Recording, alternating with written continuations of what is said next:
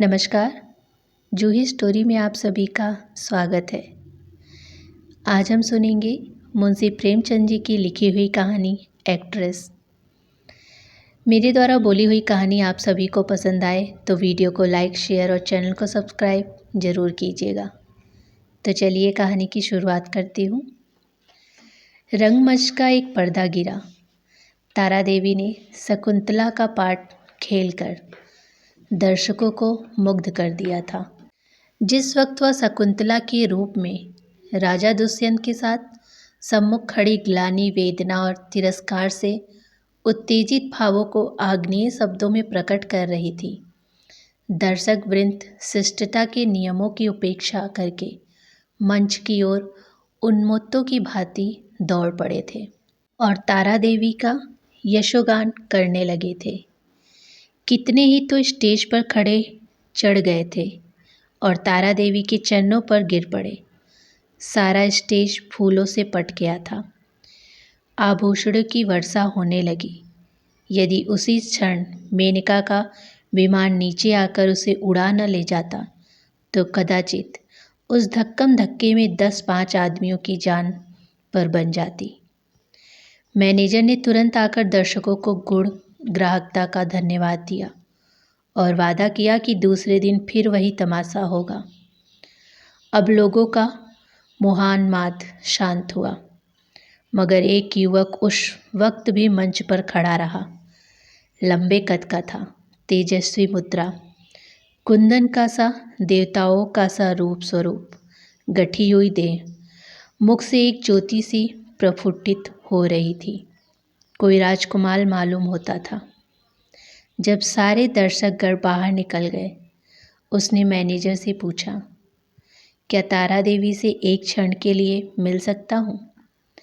Manager ने उपेक्षा के भाव से कहा, हमारे यहाँ ऐसा नियम नहीं है।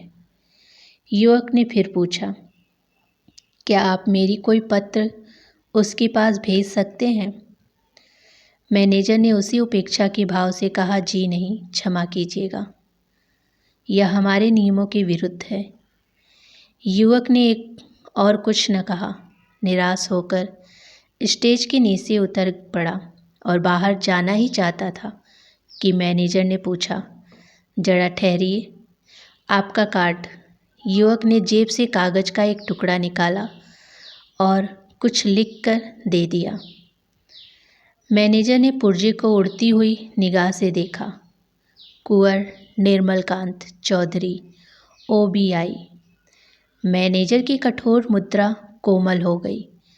कुंवर निर्मलकांत, शहर के सबसे बड़े रईस और ताल्लुकेदार, साहित्य के उज्ज्वल रत्न, संगीत के सिद्ध हस्त आचार्य, उच्च कोटि के विद्वान, 8-10 लाख सालाना के नफ़ेदार, जिनके दान से देश की कितनी ही संस्थाएं चलती थीं, इस समय एक क्षुद्र प्राणी के रूप में खड़े थे। मैनेजर अपने उपेक्षा भाव पर लज्जित हो गया। विनम्र शब्दों से बोला, क्षमा कीजिएगा, मुझसे बड़ा अपराध हुआ। मैं अभी तारा देवी के पास हुजूर का कार्ड लिए जाता हूँ। कुंवर साहब ने उससे रुकने का इशारा करके कहा, नहीं, अब रहने दीजिए, मैं कल 5 बजे आऊँगा।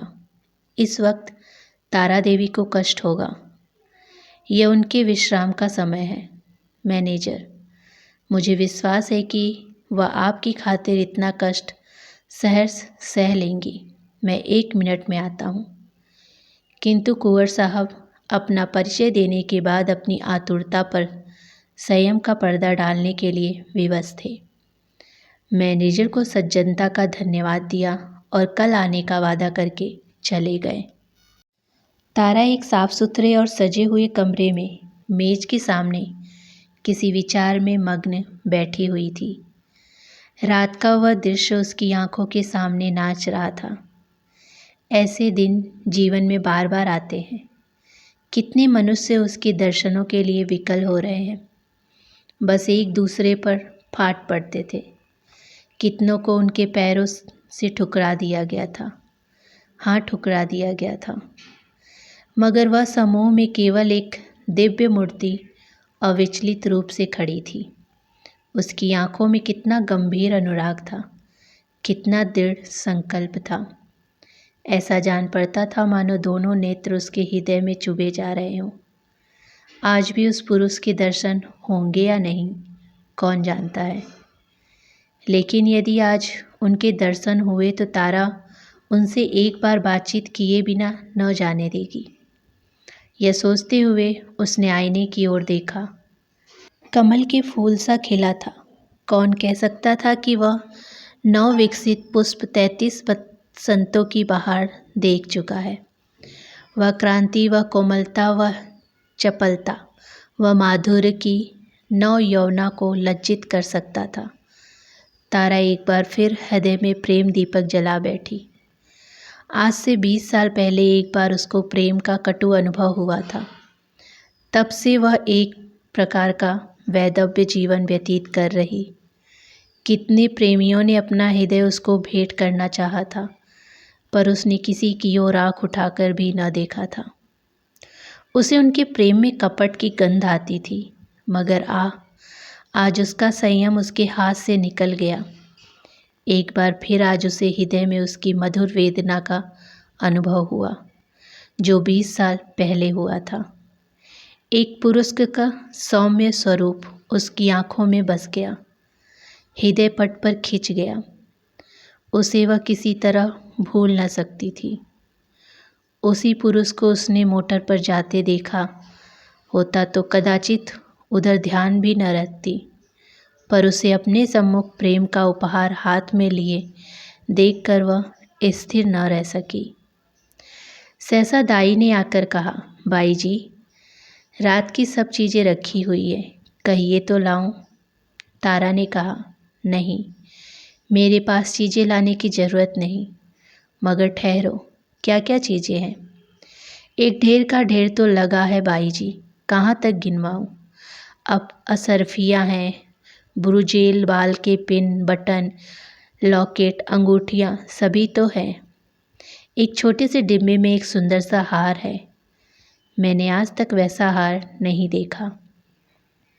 सब संदूक में रख दिया है। अच्छा, वह सुंदर संदूक मेरे पास लाओ। दाई ने संदूक लाकर मेज पर रख दिया। उधर एक लड़के ने एक पत्र लाकर तारा को दिया। तारा ने पत्र को उत्सुक नेत्रों से देखा। कुंवर निर्मलकांत, OBI। लड़के से पूछा, यह पत्र किसने दिया? वह तो नहीं जो रेशमी साफा बांधे हुए थे। लड़के ने केवल इतना कहा, मैनेजर साहब ने दिया है, और लपका हुआ बाहर चला गया। संदूक में सबसे पहले डिब्बा नजर आया। तारा ने उसे खोला तो सच्चे मोतियों का सुंदर हार था। डिब्बे में एक तरफ एक कार्ड भी था।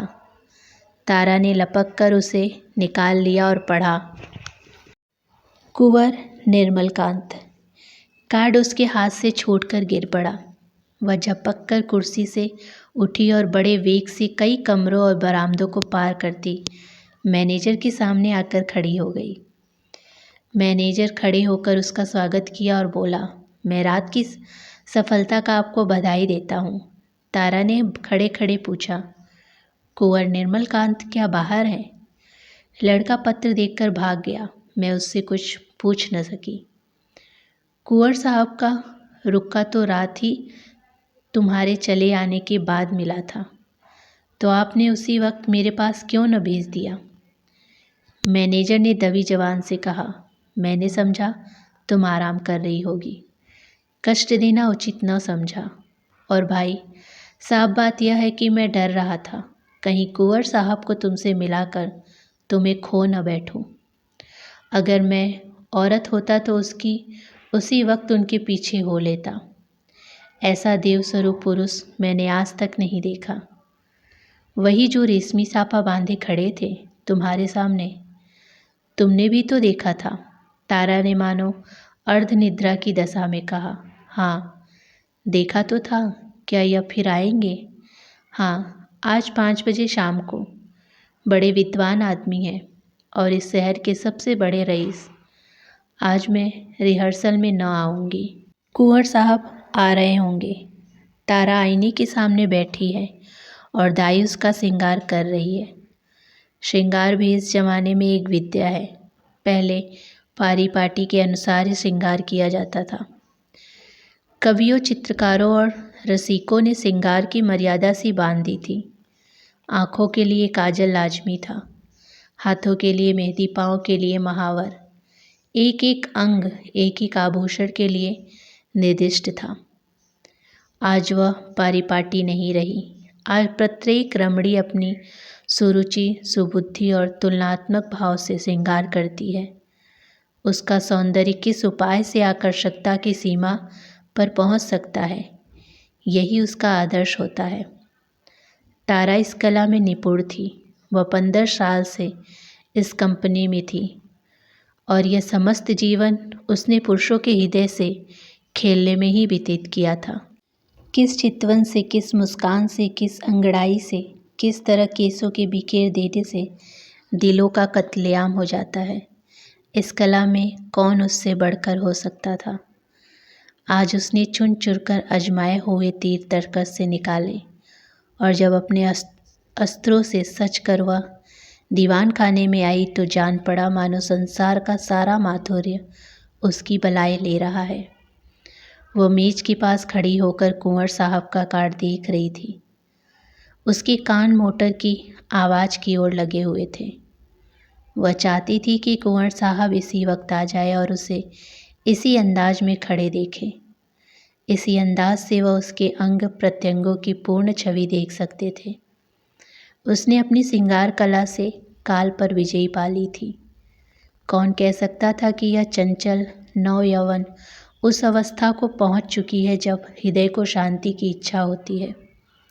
वह किसी आश्रम के लिए आतुर हो उठता है और उसका अभिमान नम्रता के आगे सिर झुका देता है। तारा देवी को बहुत इंतजार न करना पड़ा। कुंवर साहब शायद मिलने के लिए उससे भी उत्सुक थे। 10 ही मिनट के बाद उनकी मोटर की आवाज़ आई। तारा संभल गई। एक क्षण में कुंवर साहब ने कमरे में प्रवेश किया। तारा शिष्टाचार के लिए हाथ मिलाना भी भूल गई। प्रौढ़ावस्था में भी प्रेमी की उद्विग्नता और असाधनी कुछ कम नहीं होती। वह किसी सज्जलता युवती की भांति सिर झुकाए खड़ी रही। कुंवर साहब की निगाह आते ही उसकी गर्दन पर पड़ी। वह मोतियों का हार जो उन्होंने रात को भेंट किया था चमक रहा था। कुंवर साहब को इतना आनंद और कभी न पहुंचा। उन्हें एक क्षण के लिए ऐसा जान पड़ा मानो उनके जीवन की सारी अभिलाषा पूरी हो गई। बोले, मैंने आपको आज इतने सवेरे कष्ट दिया, क्षमा कीजिएगा। यह तो आपके आराम का समय होगा। तारा ने सिर से खिसकती हुई साड़ी को संभाल कर कहा, इससे ज़्यादा आराम और क्या हो सकता है कि आपके दर्शन हुए। मैं इस उपहार के लिए और क्या आपको मानो धन्यवाद देती हूँ। अब तो कभी कभी मुलाकात होती रहेगी। निर्मल कांत ने मुस्कुराकर कहा, कभी कभी नहीं, रोज। आप चाहे मुझसे मिलना पसंद न करें, पर एक बार इस ड्योरी पर सिरे को झुका ही दिया जाऊंगा। तारा ने भी मुस्कान कर उत्तर दिया, उसी वक्त जब तक कि मनोरंजन की कोई नई वस्तु नज़र ना आ जाए। क्यों?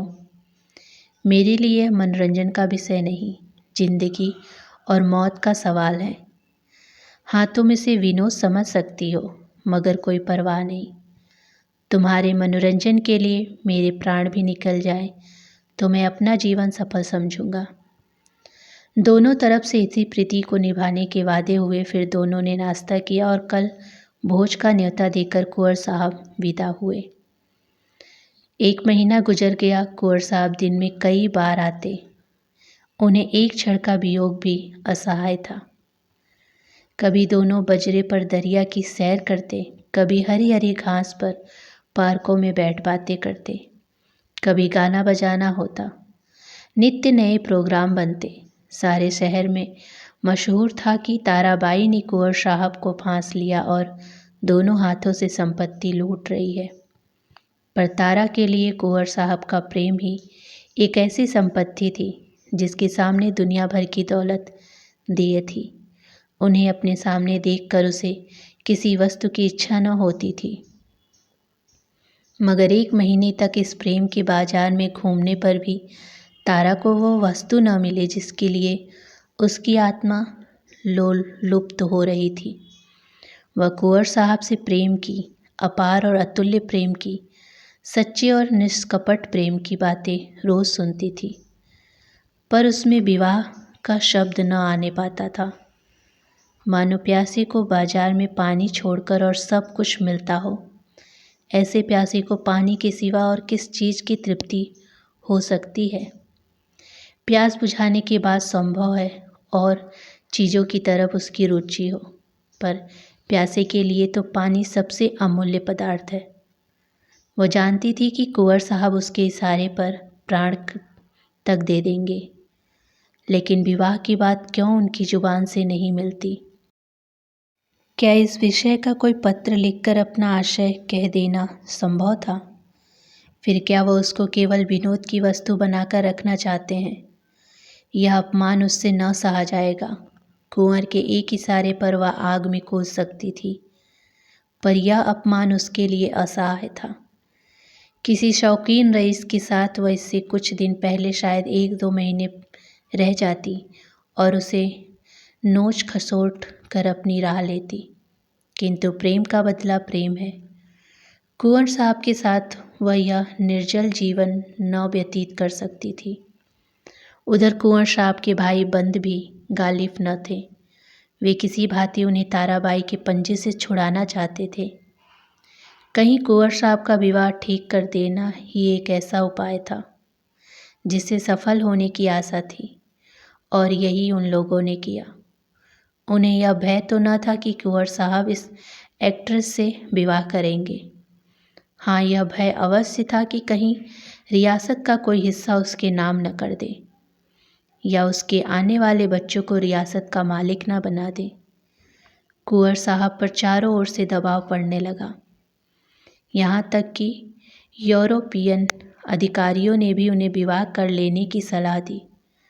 उस दिन संध्या समय कुंवर साहब ने ताराबाई के पास जाकर कहा, तारा, देखो तुमसे एक बात कहता हूँ, इनकार न करना। तारा का हृदय उछलने लगा।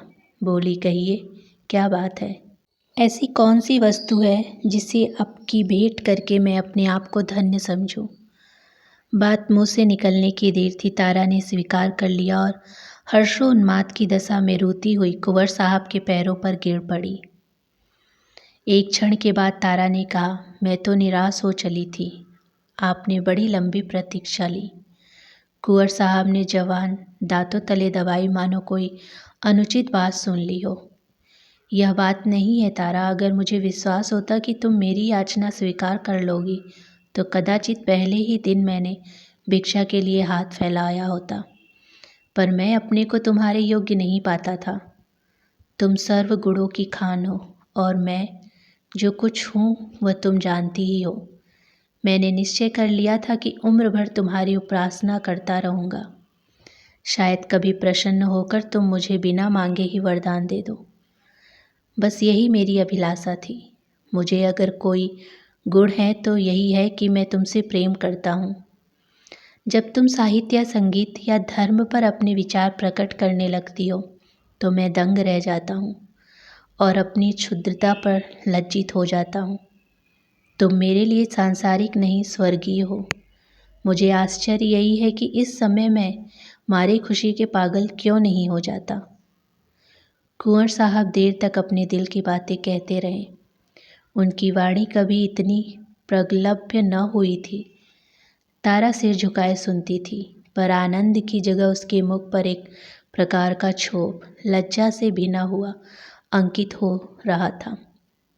यह पुरुष इतना सरल हृदय, इतना निष्कपट, इतना विनीत, इतना उदार। सहसा कुंवर साहब ने पूछा, तो मेरे भाग्य किस किस दिन उदय होंगे? तारा, दया करके बहुत दिनों के लिए न टालना। तारा ने कुंवर साहब की सरलता से परास्त होकर चिंतित स्वर में कहा, कानून का क्या कीजिएगा? कुंवर साहब ने तत्परता से उत्तर दिया, इस विषय में तुम निश्चिंत रहो तारा। मैंने वकीलों से पूछ लिया है। एक कानून ऐसा है जिसके अनुसार हम और तुम एक प्रेम सूत्र में बंध सकते हैं। उसे सिविल मैरिज कहते हैं। बस आज ही के दिन वह शुभ मुहूर्त आएगा। क्यों? तारा सिर झुकाए खड़ी रही, बोल न सकी। मैं प्राय काल आऊँगा, तैयार रहना। तारा सिर झुकाए रही, मुंह से एक शब्द न निकला। कुंवर साहब चले गए, पर तारा वही मूर्ति भांति बैठी रही।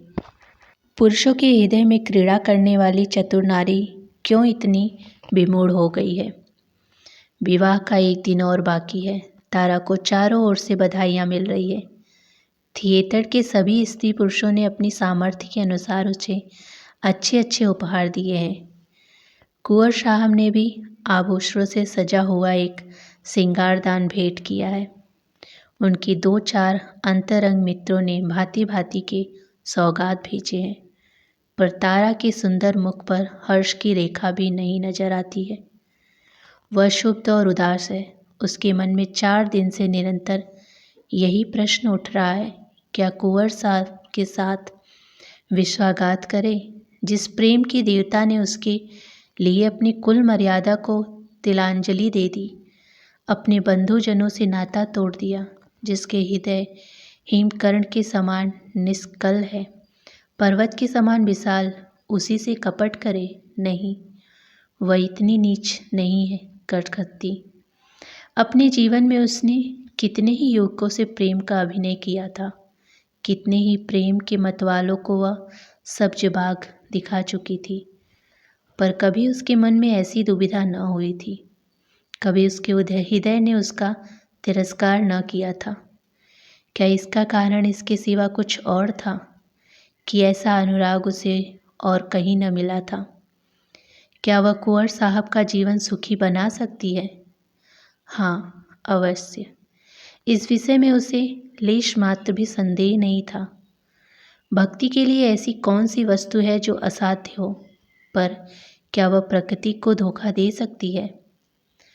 ढलते हुए सूरज में मध्याह्न का सा प्रकाश हो सकता है? असंभव।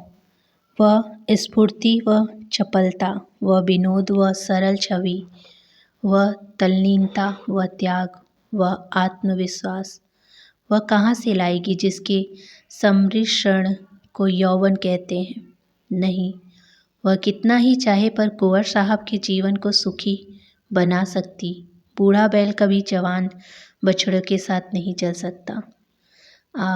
उसने यह नौबत ही क्यों आने दी? उसने क्यों कृत्रिम साधनों से, बनावटी श्रृंगार से कुंवर को धोखे में डाला? अब इतना सब कुछ हो जाने पर वह किस मुंह से कहेगी कि मैं रंगी हुई गुड़िया हूँ? जवानी मुझसे कब की विदा हो चुकी है। अब केवल उसका पद चिन्ह रह गया है। रात के 12 बज गए थे। तारा मेज के सामने इन्हीं चिंताओं में मग्न बैठी हुई थी। मेज पर उपहारों के ढेर लगे हुए थे, पर वह किसी चीज़ की ओर आंख उठाकर भी न देखती थी। अभी 4 दिन पहले वह इन्हीं चीज़ों पर प्राण देती थी। उसे हमेशा ऐसी चीज़ों की तलाश रही थी जो काल के चिन्हों को मिटा सके, पर अब उन्हीं चीज़ों से उसे घृणा हो रही है। प्रेम सत्य है, और सत्य और मिथ्या दोनों एक साथ नहीं रह सकते। तारा ने सोचा, क्यों न यहाँ से कहीं भाग जाए, किसी ऐसी जगह चली जाए जहाँ कोई उसे जानता भी न हो। कुछ दिनों के बाद जब कुंवर का विवाह हो जाए तो वह फिर आकर उनसे मिले और यह सारा वृतांत उनसे कह सुनाए। इस समय कुंवर पर वज्रपात सा होगा। न जाने उनकी क्या दशा होगी, पर उसके लिए इसके सिवा और कोई मार्ग नहीं। अब उनके दिन रो रो कर कटेंगे, लेकिन उसे कितना ही दुख क्यों न हो, वह अपने प्रीतम के साथ छल नहीं कर सकती। उसके लिए स्वर्गीय प्रेम की स्मृति, इसकी वेदना ही बहुत है। इससे अधिक उसका अधिकार नहीं। दाई ने आकर कहा, बाई जी चलिए, कुछ थोड़ा सा भोजन कर लीजिए, अब तो 12 बज गए।